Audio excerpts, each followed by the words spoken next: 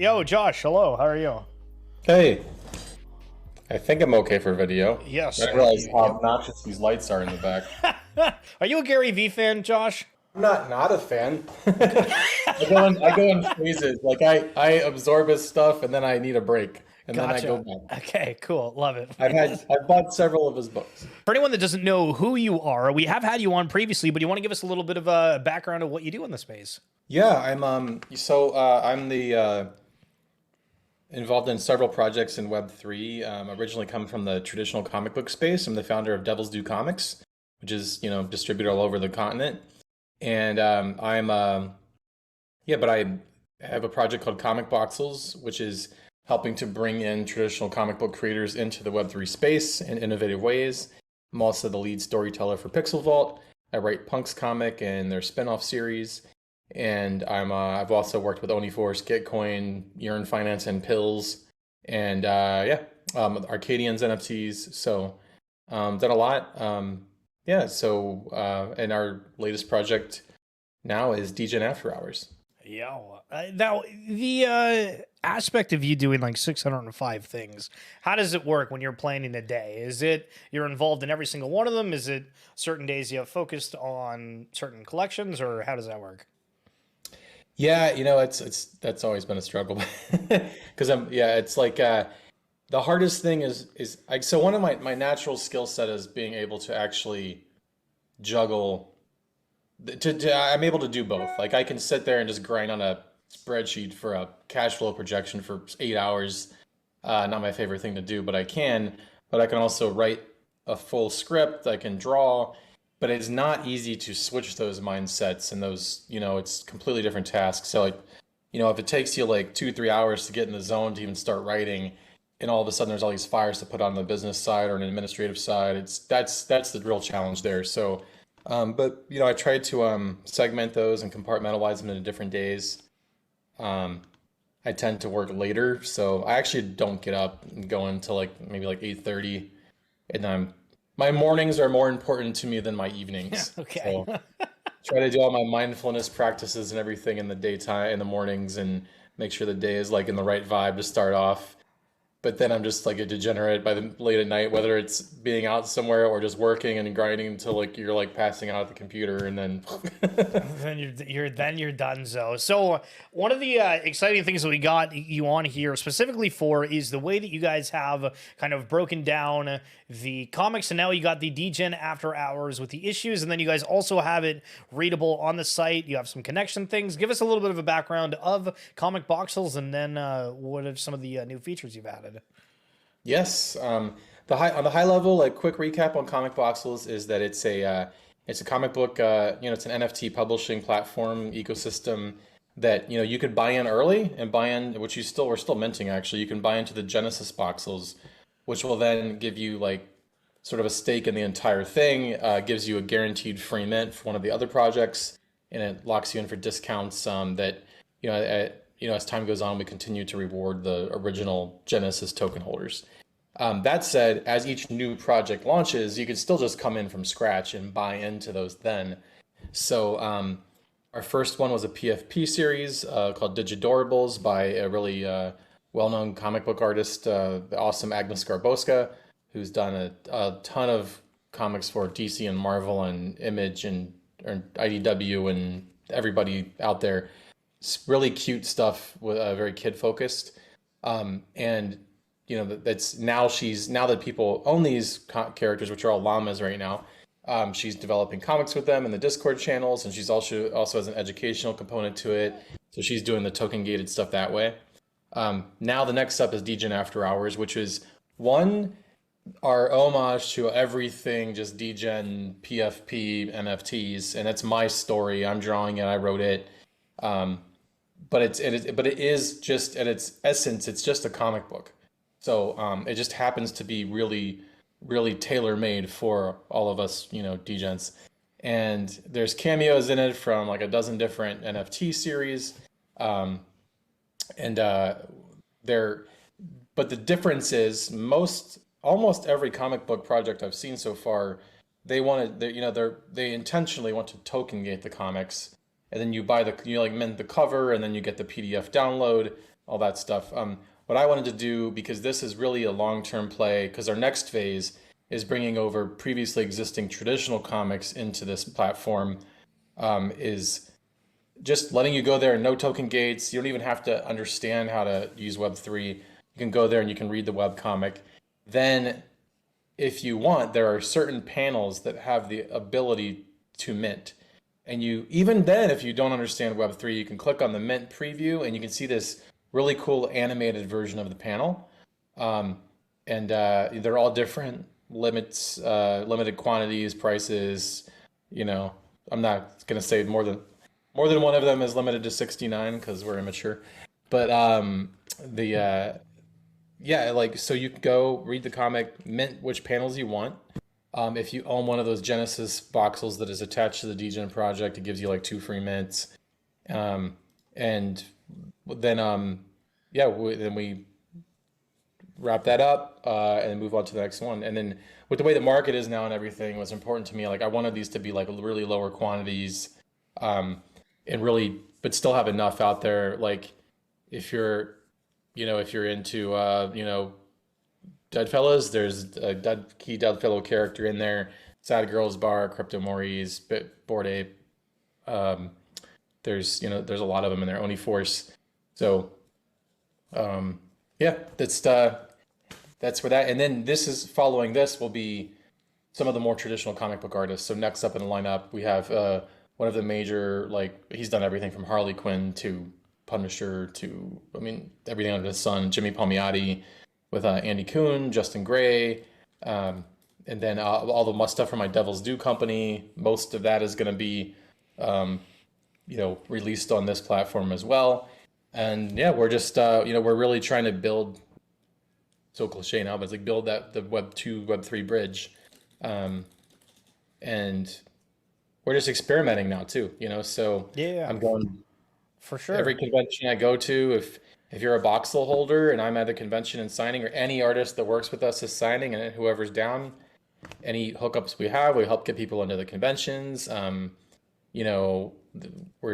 of us are doing like live stream sketches and one-of-one mints and giveaways. And if you're really into the whole thing in any way, there's something there for you.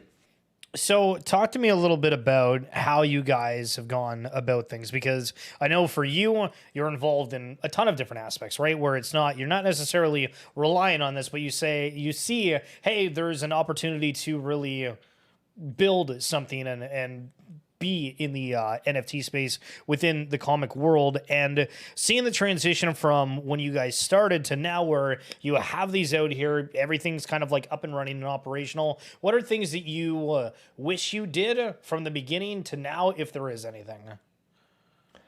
Honestly, the only thing I wish we did, it's all hindsight, and is I wish we started earlier. Okay, interesting. Because we would have, we would have hit when the market was just on fire, and we hit when things had started to slow down. I think it was like a week after Russia invaded Ukraine. I remember the entire open sea. Yeah. Everybody hit the accept offer window as soon as that news break, because I was one of those people. Yeah, and I mean, we are, I guess, in some instances, I do question, would we have been better off just being like, nope, another PFP series, another comic series, series. And I was really trying to build this whole ecosystem where, like, no, this is a bigger long-term play. You have an opportunity to buy into it now, and then we'll release our project slate. And I have a publishing slate just like we do in regular publishing. So Digidorables was the first one, Degen After Hours is the next one, and then the new comic book day theme, which is bringing the traditional comics, is there. And then we have like an RPG with a bunch of one-of-ones tied into it that's coming after that. So we sold a good amount and have been funding everything ever since. We're just delivering what we're doing, and now I think it's nice people can see, like, oh shit, a lot of people have came in yesterday because people, they hadn't checked in a while, and they're like, oh, these guys they're delivering. I mean, the site, I'm biased, but I mean, the site's beautiful. I mean, Alex Jewell and Guy Veeder, just did an amazing job. Everything looks super clean. The mint and redeem process just is great. Just really pretty. So, I don't think comics have been done this way yet. And I think this is what works. Like I was joking the other day to like some like comic normies, because they tend to be pretty hostile towards NFTs still. Um, was, if I just get one person that just begrudgingly goes, well, if you have to do NFTs as comics, I guess this is the best way. That'll be like the biggest compliment ever. Because, it's just, it doesn't mess with the experience at all to go there and read it. Like Webtoon is a huge platform right now with millions of people reading that every day. Um, and then the cream kind of rises to the top, and then they print and publish the main ones. And I want the ability for those kind of eyeballs to get onto it. Um, you're not going to get the millions of people understanding all the inside jokes about, a a bartender who's from a failed sort of like failed PFP project running, kind of holding it together, but like hanging out with like, you know, crypto mores and wicked craniums and punks and Oni Force and all these things. But the uh it's just that one is like unapologetically tailor made for the degens, just to get the whole thing set up and show the proof of concept and all that. And then yeah, I'm hoping to I mean, we print books all the time, so I haven't announced it officially, but I do want to do a physical claim to that once there's enough story to collect into the pages. And we're um really just trying to be more like, deeds not words, and just deliver on what we say we're doing, and hope, have faith we keep moving on, and that it just slowly grows. So Well, so that's something that I wanted to kind of talk to you a little bit about, because I was thinking of questions earlier of, hey, like what's something that I think that we could end up getting like value out of this conversation, and I think that I don't know if you a Game of Thrones fan at all. yeah, for sure. So I was watching like a video, and it was kind of talking about how, it's been like 40 years or over 30 where, George R. R. Martin, the original author for Game of Thrones, started this. And we see now what it turned into. But again, for the first, 20, 30 years, there was just kind of the story getting it, but now it's beyond mainstream. And with Bored Apes taking off the way that it did, our perception of time really has changed. Where the duty, the hours, the, scars, blood, sweat, whatever you want to say, of getting to that point, you don't really see. And it's kind of like, that instant gratification aspect. So how do you kind of foresee this space laying out? Because from my viewpoint, I think that one of the first things I realized was, hey, these NFTs are cool, but they're going to just be the same as everything else. That it's just on the blockchain. That's the only difference. You're still going to have the same in-person events with the signings. You're still going to be doing, the physical claims, but it's just going to be with that blockchain aspect. But I think now we have this weird kind of realm where there's a lot of people that are just, I hate NFTs. These are stupid, because they went mainstream for being known to make money, not being hey, here's an addition that's something cool to something you're already going to get. Yeah, it's weird. It's kind of created this wall where the people that would benefit most from the end result, when it really is digitizing the ownership of everything, tokenizing, everything, people that would benefit the most from that, like, or by simply doing what they already do, they kind of put up a wall and don't even want to learn about it because of the high dollar price, apparent, money grab vibes that it has. And then I think on the other side, though, a lot of people who are like flipping it for high dollars kind of mistakenly think that, like, once it's democratized to everyone, that means it's just going to be worth even more. And it's like, well, if there's a mechanism for that, if for everyone to use it, and it has to be super affordable and super cheap, and in many ways so cheap you don't even realize you're spending money. It just plugs you into what you're doing.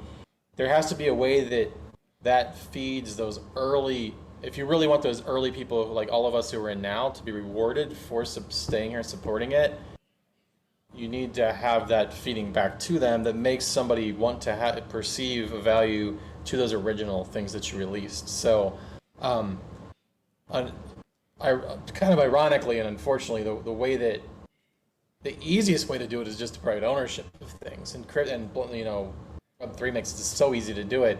It's just the stupid like the laws slowing that down, where you're not allowed to just say, oh, everyone gets a piece of this, and any create property we create later on. People are saying it left to right, but just you got to be careful about it. So I hold back even saying like, oh, we're gonna do a physical claim for this thing, because literally someone could argue like, oh, it's just security then. So we're being careful about that stuff, but I do keep that in mind. Like, I'm excited about, 5 years from now when everything's tokenized and it's on probably 4 different blockchains or something, there'll still be a way to go, okay, how are we going to reward those people that were in there early on? What are we going to do this time? Like, okay, we're doing these 3 events. Is there a way to time in? What can we do? And I think just constantly being able to keep going back to doing that is really the real like good long play. But at the same time, it's opened up so many doors. It's brought a lot of people. It has made a lot of people wealthy who now they have an appreciation for all this collectibles and art that they didn't have before. They want to keep buying, and my optimistic view of it is rising tide lifts all boats. And at the very least, this is just like another way for our artists to make extra money, another like revenue stream. So if you're the most Luddite, sort of slow to technology artist who does print media, but you've slowly over the years, you started doing Kickstarter, you started doing your web store, you go to conventions, you do a Patreon, whatever. This is the very, very least is just another revenue source. And, you're just always looking for those. So at least you get hundreds of dollars coming in, from this is another way to release what you do. And then those people I think are kind of exciting on our end, because they're the ones who later, if we could just get them to try it, all of a sudden we'll be like, hey, do you want to reward all your fans that supported you? Do you want to do this thing for them? And they'll be, oh, we can do that? Oh, sure, okay, cool. And then they start to realize like, oh wait, there's all these different ways to keep rewarding everyone, incentivizing them to come back. Yeah. And that's what we're really trying to build this whole platform. So we've proven we can do it. We've proven our team kicks ass. The thing looks really damn pretty. The website's sick. Website's really, really good. Thank you. And now, we're looking at both. Again, like this was all born out of wanting to bring in all the traditional, give a place for traditional comic artists to come, who want to make this step and figure out what works for them on a case-by-case basis. Do you do more of like, hey, yeah, so let me teach you why NFTs are actually good, or are most of them like pretty chill and they're like a fan of the idea and come to you? Yeah, I'm happy to talk to anyone for like hours if they are curious and genuinely want to learn.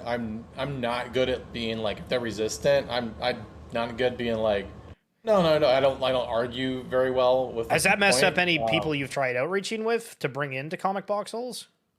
Yeah, some really good friends of mine that I've known for like 20 years have just been like, what? Those are terrible. No. And even now, then a lot of them have come along since then, and they still don't want to get involved because they're afraid like, oh, I got 50,000 followers, I'll lose 10,000 of them if I even say the word. And that's kind of slowly going away. And it's just, there's so many people who are interested, and it's also we got enough on our plate now. I just sort of always go back to like, you know what, we're busy. If things slow down and we still, need people, I'll go try to talk to you, convince you. Otherwise, sorry, man, I'll talk to you in like 2 years when you're sitting there asking me how to plug in your NFT crypto wallet to your, Shopify account. And like at some point, Webtoon's going to activate this, Shopify's going to activate all this stuff, and it's sometimes they'll come back and they'll be like, so is this just like rewards points? And I'm like, it is, but it's rewards points mixed with other things, and it's just like alien space technology, man. Like It's more like it's what can you figure out to do with it.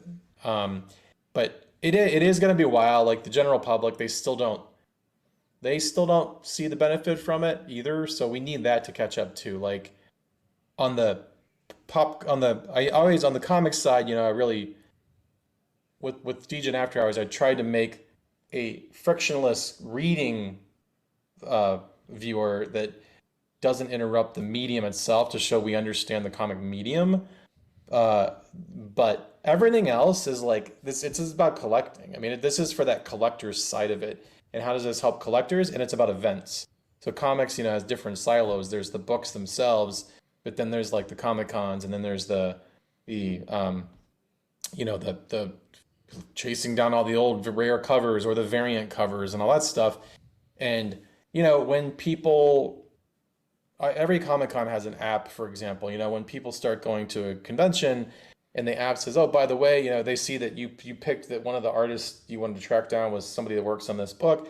All of a sudden, that's tied into other algorithms, and they say, "Hey, do you want to do the scavenger hunt? You go to these three artist tables, you'll get this free variant, reward." And it's all, and or they'll realize like, "Hey, you went to the last 5 conventions, you get a free fast pass to this year." And you're like, "Well, I only went to 4, but I know somebody they went to the one I'm missing," and that person realizes they can sell you that little token, and now you get that fast pass. Everyone starts to get a value to trade.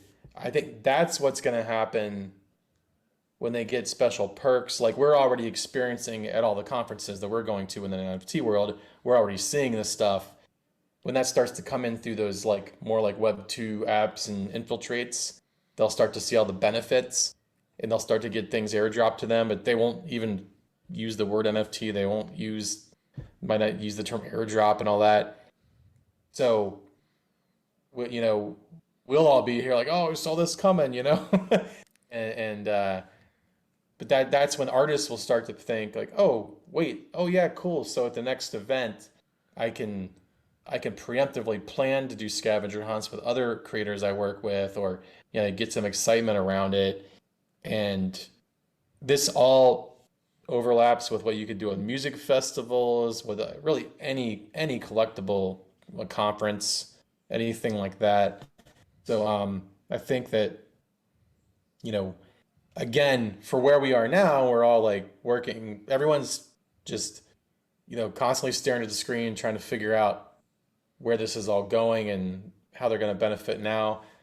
When it all shakes out, it's going to be like, what are those things you can buy now that had different ways to reward you later that'll make these original things we're investing in now truly keep their value, and so it will still be like, "Oh man, why is an ape $1 million, or why is Now we're talking. yeah, like Nice.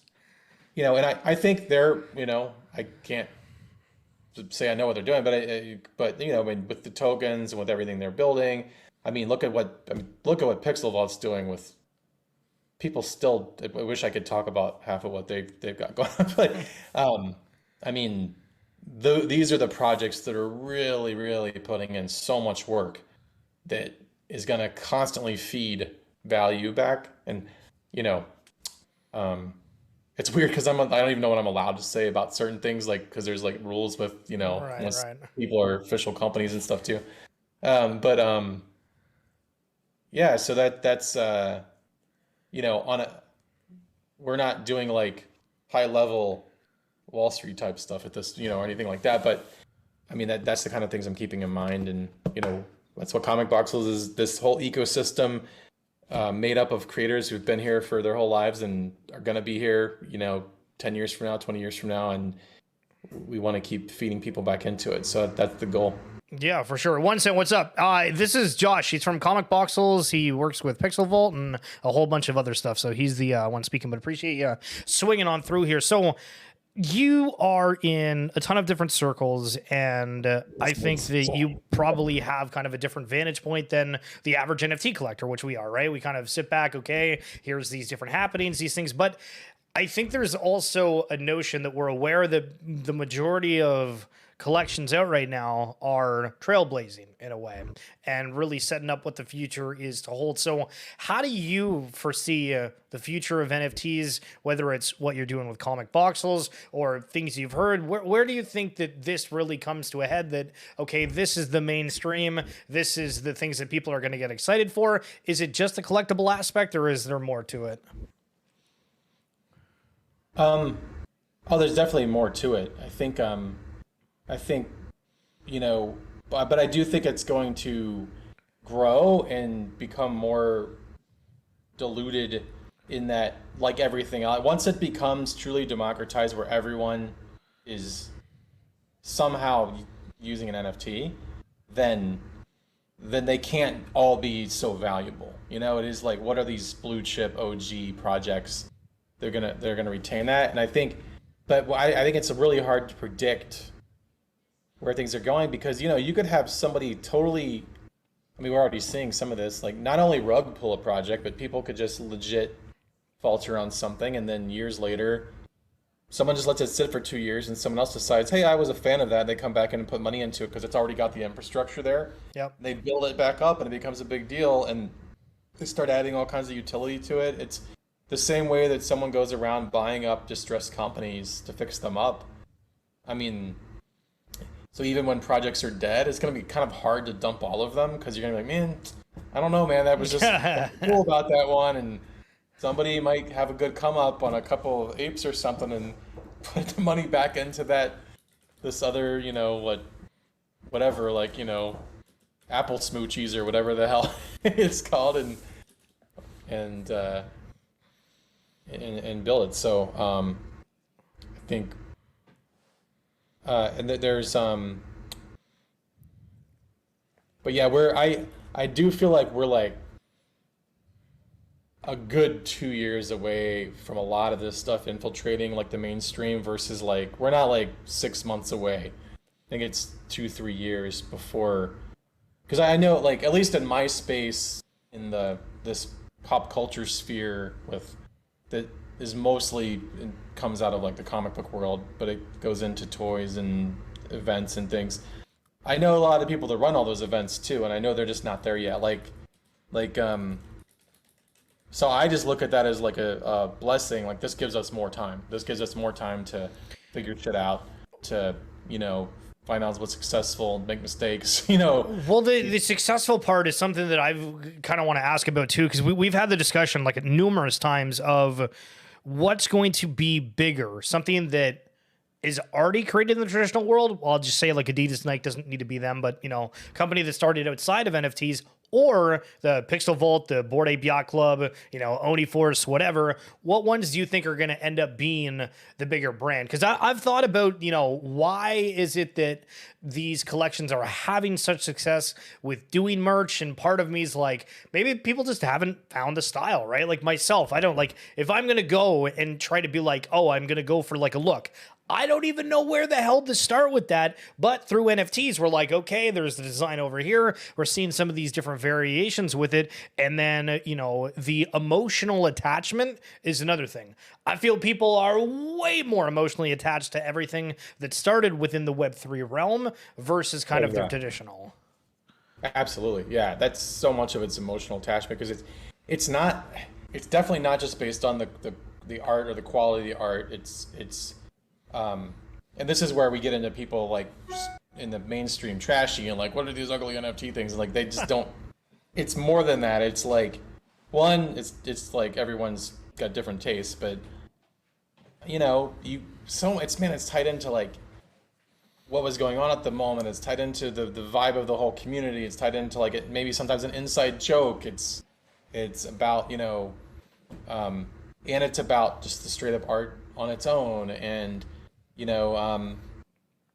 they're and then it's like you meet people through these things. That's why it's like people are just I think that's why you eventually hit a floor price that just won't go down, because people are like, man, no, I you know what, maybe I had 10 and I sold like even like 8 of them. I'm hanging on to these 2 because I'm part of this world, and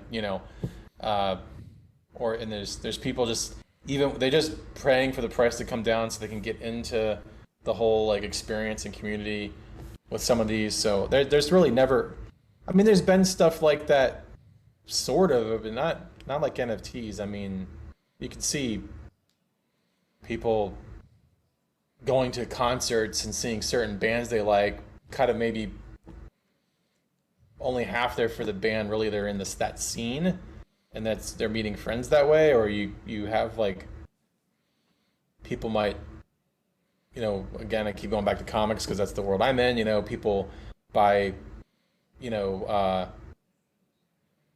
might buy comics because they like going to the conventions, or they might go to the cons just because they really are there to dig through the things and collect all the books, but they happen to meet people while they're there. And it just, because it's more than just like, it's not just this one transactional thing of buying the art. Even fine art galleries, I mean, that's what it's about, people going there and schmoozing with other art collectors and drinking some wine and hanging out, and they're looking at it for their investment portfolio, but they're also buying this art. And it's, everything just comes down to like human experience. And I mean, the more digital things get, the more people want these experiences. And I've said this before, like, it's really ironic, like NFTs, this breakthrough bleeding edge fringe technology that is such a small group of people who are into so far. Man, nothing reminds me of 1990s like indie comic grinding, like more than that. Like the scene when you were trying to break in, printing your books, when there was no social media, you had to go to the Comic Cons to meet other weirdos that liked what you liked, and that's where you connected with your people, and you would go to these parties and stuff, and then you would go home and like no one else knew what you were talking about, and then you'd go back. I'm like, it's so. I mean, man, NFTs like feels like that so much, and it's so it's really ironic to me that a lot of like mainstream, artists and stuff aren't receptive to it yet, because I'm like, man, y'all are trained for this. This is what you've been waiting for. So yeah. Well, or sorry, go ahead. I would just say right now it's definitely not fun, but it's kind of interesting, and I'm very consciously like trying to take in being in this bear market right now, because I've been through a couple other crypto cycles when these crashes happen, and every time it's always interesting to see who's still there later. So, yeah. Going back to like 2014. So when, every time when I have a success, it's definitely somehow intertwined with somebody I met when things were like hot in one cycle, and then it went crash, and then they were still there. I can always like trace back these, little threads. And, I think one thing I have done in the past, I think a lot of people can relate to this, is I didn't really get out of it. I didn't say, I still was like a believer going all the way back to, just when it was just Bitcoin, but just thinking, okay, I've got to go back to my regular life though, and do what I do to keep going. And I didn't leave crypto thinking like, oh, this is dead. But I just got busy with other things, and I didn't stay building enough. So I was always catch up faster than everybody else who's just learning about it. But I was always kind of would miss a little bit on that next run up. And this time it's like, no, we need to keep building. We need, and that everybody who's really passionate about that, I think can kind of feel that way. Like, just don't throw your hands up in the air and walk away. Like, still stay in touch, still keep talking to people, because it's like all of a sudden it'll just take off, and it starts, something crazy starts happening again, and then you're back in like the upswing, and it happens so fast that if you just leave and stop, if you're a builder, if you leave and stop building, you miss so much opportunity. So yeah, that's why I've been taking a 3-4 year view on this project since like day one, Yeah. So just speaking with NFTs in general still, what do you think is an underused utility? I know that word's thrown out a lot, but obviously there's claims for certain things.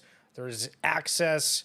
Is there anything under the utility umbrella that you think's underutilized by collections right now?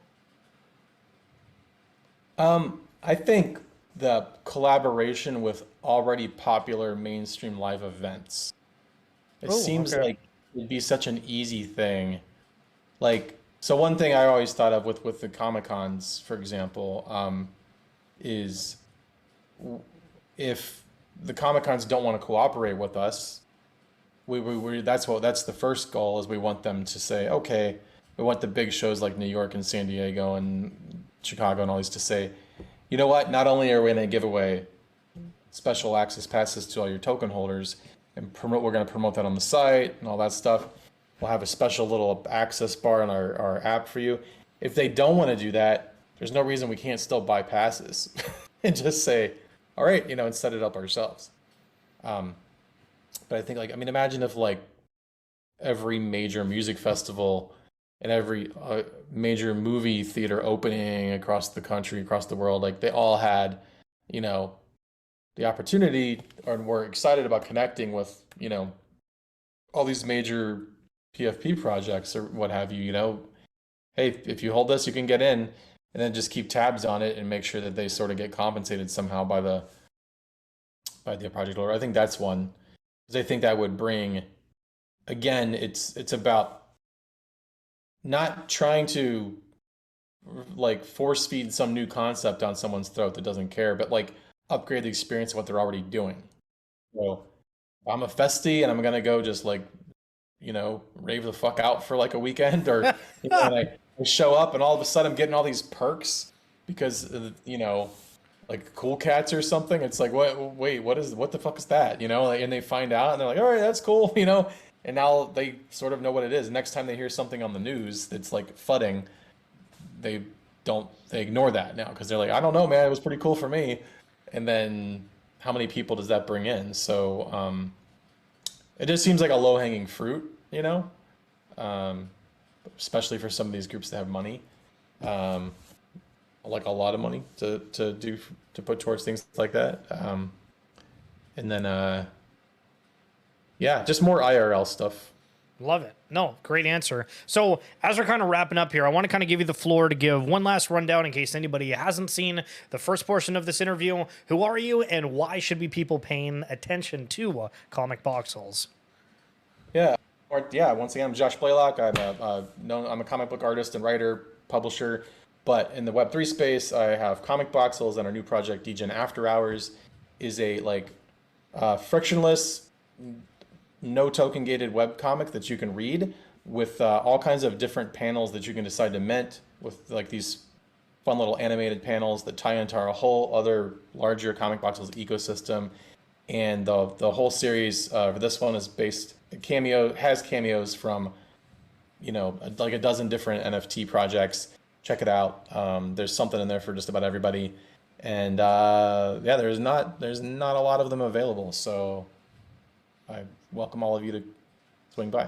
No, banger. All right, guys, I threw the Comic Voxels Twitter down there in the chat if you're wanting to check that out. And I can go grab Josh's Twitter here in just a second. But Josh, after Hours Degen on Twitter. After Hours Degen. Okay, cool. So actually, hold on. Let me ask regarding that. So you guys have this and the Degen After Hours with the Digidorables, and it's kind of a combination of a little bit of everything in a way. Do you feel that that's been helpful that they're kind of separated, or do you wish that they kind of were all under one thing, or just because you guys have the different artists involved that it's different in that realm? I think I wonder if being launched separately it might have made it better for people to understand, and then should reveal later how they're all interconnected. But I had this bigger vision, and I think long term it's kind of irrelevant. I really wanted people to understand these are all connected. We're bringing in all these talent. So I think as we go along, every time we launch another project, people start to see like, oh, there's a lot going on here. And then maybe it's sort of subconsciously from like how publishing works, where we put our books out, we put our monthly comics out, and then we get these like collections. And then after we have like 3 or 4 collections, we make a big giant phone book size omnibus collection, and it's all about like backlist. I think kind of this is sort of unintentionally set the same way, where every time there's another thing added, people realize, wait a minute, there's like all kinds of stuff here we can dig into, and there's always something left that you can pick up, and then like with Digidorables, one of the Digidorables is actually in the Degen After Hours comic book, even though they're technically not related. And then the Digidorables comics, when those are ready, which are much more like kid friendly, Degen After Hours is a little more like for a bunch of degenerates like us. But it's still going to run on that platform, and have the same like minting capabilities. And then we're just gonna, we have a component where we're gonna start auctioning off one of one art, because we're gonna take like the original line art from those comics and then do like the one of one auctions tied with some of our launches. And that's something completely different than what Marvel and DC are doing. They're staying away from all that. So we're trying to differentiate ourselves there. And it's a nice big meaty Web3 project to chew on. So check it out. Love it. Love it. Final thing that I want to ask here, just because, again, you're Mr. Circle Man. How do you see the next couple of months shaking out within the NFT land? Do you think, hey, like, shit's going to be super freaking slow and not as entertaining? Do you think that there's going to be a lot of updates from these bigger projects that's going to kind of invigorate the space? What's kind of your, big macro view on everything? It's like, and how dare you ask me to predict anything in the NFT space?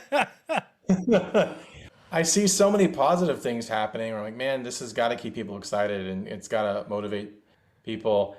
I don't know. There could be like some X factors or black swans that come in. But I will say it's kind of amazing to really look at it, though. Just sort of put it in perspective. How much has been thrown at the space to hammer it down? And I mean, that's a very good point. It's like, if we step back like 2 years ago, we look at it now, it's like JPEGs are still worth thousands of fucking dollars. What would have blown your mind a couple of years ago. So I still remember being extremely just excited and doing backflips when apes broke 100K. I mean, that was like a big deal. And that was not that long ago. So yeah. Oh man. Can we go back? Yeah, it's just, everybody's got to get over there like, oh man, look at me. I locked up, what an idiot am I? I locked up a shit ton of NFT characters that I owned into a comic book, and I couldn't sell them. What a fish. Yo, that's incredible. Yo, can you show us your watch? I've been looking at it throughout this time, and it's a banger. Good. Oh yeah, this is actually, it's kind of, I'm going to take this thing off. I just got this band replay. This is a Tokidoki, that brand. I have no idea. Well, they made like these amazing like shirts and prints and bags. Nice. Actually, my battery just died. They made watches for a while in like 07, 08, and then they stopped making them. And I had got a little addicted to them, and then I just threw them in a box. And the rest of the bands were worn out and everything. So I just ordered this one and put it back on here. I was actually trying to find one. There was one they had that's got like two guns facing each other and these little tiny smiley face bullets on it. And that's